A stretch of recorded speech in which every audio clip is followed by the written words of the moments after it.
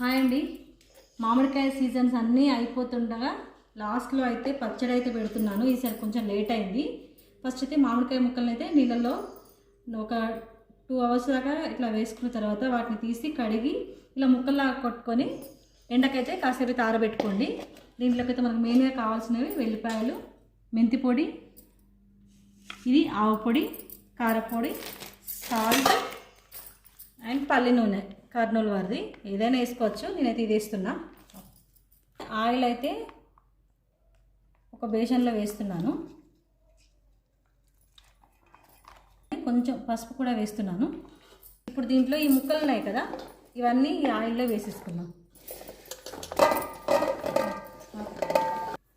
ఒక్కసారి ఇలా బాగా కలపండి.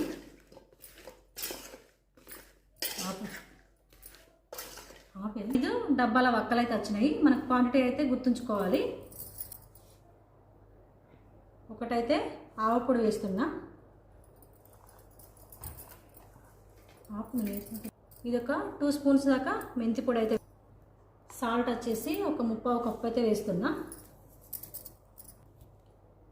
కారం కూడా ఒకటి వేస్తున్నా.